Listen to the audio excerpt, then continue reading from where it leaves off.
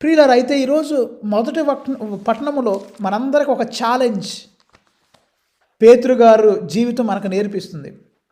ఏంటి? అపోస్తుల కార్యాలు 10వ అధ్యాయంలో పేతురు గారికి ఒక కనువిప్పు కలిగింది. పేతురు గారి యొక్క మనోనేత్రాలు తెరవబడ్డాయి. అంతకు క్రితం ప్రారంభంలో పేతురు గారికి అన్యులంటే ఇష్టం ఉండేది కాదు, అసహించుకునేవాడు. అన్యులంటే వేరే వేరే జాతి వారంటే పేతురు గారికి ఇష్టం ఉండేది కాదు.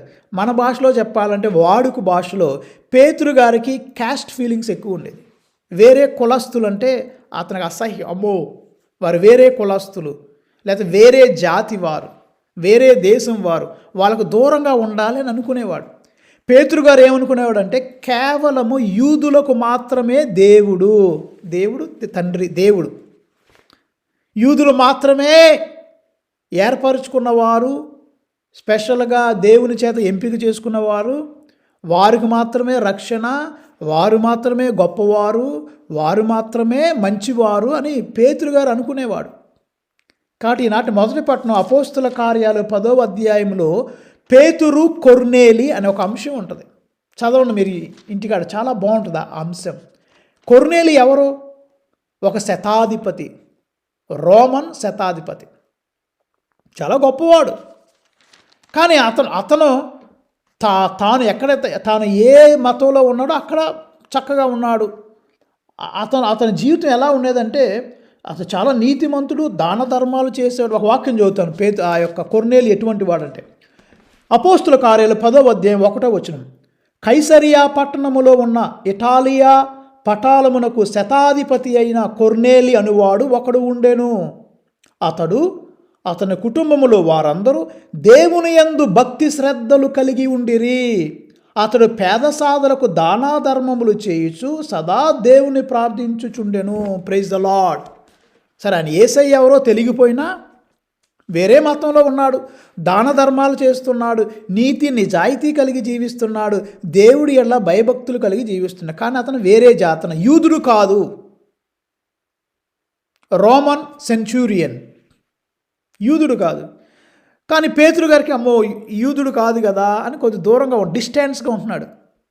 అప్పుడు పేతురు గారికి ఒక దర్శనం కలిగింది. మీరు అదంతా నేను కొద్దిగా క్లుప్తంగా చెప్తున్నాను. ఆ దర్శనం తర్వాత ఏంటి? ఆ దర్శనంలో పేతురు గారికి ఒక దుప్పట్లో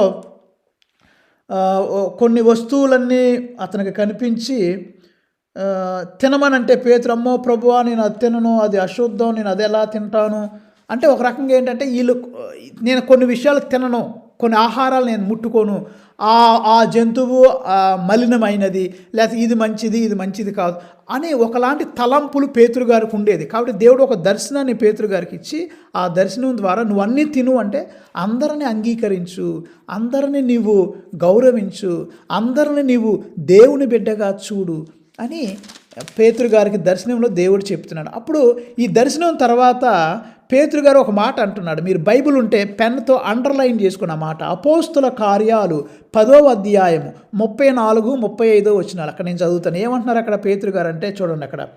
అంతటా పేతురు నోరు తెరచి ఇట్లు ప్రసంగింప ఆరంభించెను. ఏం ప్రసంగం చెప్తున్నాడు? దేవుడు ఎట్టి పక్షపాతము లేక అందరిని సమదృష్టితో చూచునని నేను ఇప్పుడు గుర్తించి తిని. Praise the lord. God has no partiality with regard to caste, race, language, region, color, creed, nothing. All are equal for God. అందరూ దేవుని బిడ్డలే.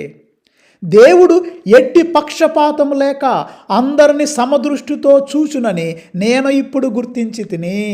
ఇప్పుడు నాకు ట్యూబ్లైట్ వెలిగింది, నా బుర్ర ఇప్పుడు పనిచేస్తుంది. ఆ కులం వాళ్ళు, ఈ కులం వాళ్ళు, ఈ జాతి వారు, ఈ మతం వారు, ఆ భాష వారు, లేకపోతే ఈ స్టేటు, ఆ నార్త్ ఇండియా, సౌత్ ఇండియా, లేకపోతే జమ్మూ కాశ్మీర్, గుజరాత్, లేకపోతే రకరకాల ఆంధ్ర, తెలంగాణ, కేరళ, మహారాష్ట్ర, ఛత్తీస్గఢ్, రకరకాల రాష్ట్రాలు, ఒరిస్సా, లేకపోతే ఇంకా మనకున్న 29 రాష్ట్రాల అన్నీ వాళ్ళిట్లా వీరిట్లా, ఆ జాతి ఈ జాతి, ఆ కులం ఈ కులం, ఇవన్నీ పక్కన పెట్టేయాలి దైవ బిడ్డలకు.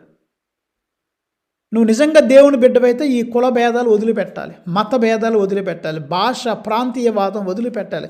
అందరం దేవుని బిడ్డలే. మనం ఏం ప్రార్థన చేద్దాం?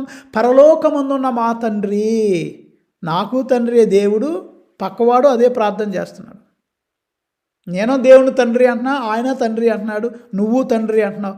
మరి అందరూ తండ్రి అన్నప్పుడు మరి అందరూ మనం దేవుని బిడ్డలమే కదా. కాబట్టి పేతురు గారు అంటున్నాడు, దేవుడు ఎట్టి పక్షపాతము లేక అందరిని సమదృష్టితో చూచునని నేను ఇప్పుడు గుర్తించి తిని అని ఏమంటున్నాడు? దేవునికి భయపడచ్చు, సత్ప్రవర్తన కలవాడు ఏ జాతి వాడైనా దేవునకు అంగీకారయోగ్యుడే. Praise the lord.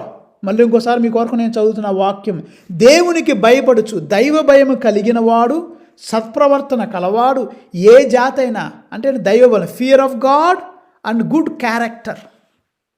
నీకు దైవ భయం ఉండి గుడ్ క్యారెక్టర్ ఉంటే నువ్వు ఏ జాతి వాడువైనా, ఏ మతానికి చెందిన వాడైనా నీవు అంగీకార యోగ్యుడివే, దేవునికి నువ్వు గొప్పవాడివే. కాబట్టి క్రైస్తవులందరూ ఒక ఛాలెంజ్, మీరు కుల భేదాలు లేకుండా ఉండగలరా? వేరే కులస్తులతో మంచిగా ఉండగలరా? మీలో ఉన్న ఈ ద్వేషం లేకపోతే ఈ యొక్క ప్రెజుడీస్, కాస్ట్ ఫీలింగ్స్ అన్ని తీసేసి అందరూ కలిసిమెలిసి జీవించగలరా? మీరు జీవిస్తేనే దేవుని బిడ్డలు, లేకపోతే మీరు సైతాను బిడ్డలు. పేతురు గారు అన్నారు, ఇప్పుడు నేను గుర్తించి తిని. నువ్వు గుర్తించావా? నీ కళ్ళు ఇంకా మూసుకొని పోయినాయా? నువ్వు కళ్ళు తెరుచుకుంటున్నావా? అందరిని సమానంగా చూడగలుగుతున్నావా? నీకుంద రక్తమే, వాళ్ళకుంద రక్తమే. All are equal before god అని ఈనాటి మొదటి పట్టణం మనకు బోధిస్తుంది ప్రియులారా. తర్వాత కూడా పేతురు గారు అంటున్నారు, ఆయన వాక్యం చెప్పినప్పుడు అందరి మీద పవిత్రాత్మ దిగొచ్చింది. అక్కడ రకరకాల జాతుల వారు ఉన్నారు, రకరకాల ప్రాంతీయవాదులు అక్కడ ఉన్నారు. అందరి మీద సమానంగా దేవుని యొక్క ఆత్మ, పరిశుద్ధాత్మ దిగి వచ్చింది. ప్రియులారా, పరిశుద్ధాత్మ గాలిలాగా ఉంటుంది. గాలి ఎటువి తన ఇష్టం వచ్చినట్లు గాలి అట్లా వెళుతూ ఉంటుంది. దేవుని ఆత్మ కూడా అంతే. మనం చెప్పలేము ఎవరి మీదకి పవిత్రాత్మ రావాలి, ఎవరి మీదకి పవిత్రాత్మ రాకూడదు, దేవుని పని. కావు నువ్వు దేవుని ఫ్రెండ్ అవ్వాలంటే, దేవుని మిత్రుడు నువ్వు కావాలంటే ఆజ్ఞలు, ప్రేమ ఆజ్ఞ పాటించడం అంటే ఇదిగో నేను చెప్పే కదా, ఎక్కడ కాదు, బట్టి పట్టడం కాదు వాక్యాలని, లేకపోతే మైండ్లో బుర్రలో ఉంచుకోవటం కాదు. అది ఇక్కడ నుండి నీ హృదయంలోకి రావాలి. నీ హృదయంలోకి అది ఆ యొక్క ఆలోచన, ఆ యొక్క ఆజ్ఞ నీ మనస్ఫూర్తిగా హృదయపూర్వకంగా చెప్పే కదా. క్రైస్తవత్వం సిద్ధాంతం కాదు, అది ఒక సంబంధం, క్రీస్తుతో సంబంధం. You should grow in relationship with Christ. దేవునితో మనం ఆత్మీయంగా ఎదగాలి, ఆయన ఆజ్ఞను పాటించాలి. చివరిగా రెండో పట్టణం అంతా ప్రేమ గురించే. ఏం చెప్తున్నారు? ప్రేమ. మొట్టమొదటి వాక్యం యోహాను రాసిన మొదటి లేఖ 4వ అధ్యాయం 7వ వచనంలో, ప్రియమిత్రులారా, ప్రేమ దేవుని నుండి పుట్టినది. ప్రేమ ఎక్కడ నుండి వచ్చింది? దేవుని నుండి పుట్టినది. కనుక మనం పరస్పరము ప్రేమింతుము, ప్రేమించువాడు దేవుని మూలముగా జీవించును. తర్వాత అక్కడ చదువుకుంటూ వెళ్తే దేవుడు ప్రేమ స్వరూపుడు, కనుక ప్రేమింపని వాడు దేవుని ఎరుగని వాడే. నువ్వు ప్రేమించలేకపోతే, if you are not able to love, you don't know God. దేవుని అడ్రస్ ఏంటి? లవ్. What is address? నువ్వు దేవునికి ఉత్తరం రాయాలంటే the address of God is love, LOVE, love. ఆ లవ్ ఎక్కడి నుండి వచ్చింది? దేవుని నుండి వచ్చింది. ఆయనే ప్రేమ. తర్వాత ఇక లాస్ట్లో 10వ వచనం, మనము దేవుని ప్రేమించితిమి అని కాదు, ఆయన మనల్ని ప్రేమించి మన పాపములను విమోచకునిగా తన కుమారుని పంపెను. ప్రేమ అన ఇట్టిది. నువ్వు దేవుని ప్రేమిస్తున్నావు అని కాదు, ఆయన ఫస్ట్ నిన్ను ప్రేమించాడు.